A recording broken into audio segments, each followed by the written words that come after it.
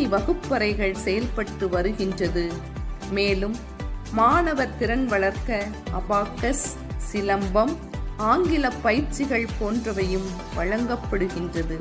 தமிழ் வழி கல்விக்கு ஈடான ஆங்கில வழி பிரிவுகளும் 6 முதல் 10ஆம் வகுப்பு வரை செயல்பட்டு வருகின்றது. விரைவில் 11ஆம் வகுப்பிற்கும் ஆங்கில வழி கல்வி தொடங்கப்பட உள்ளது.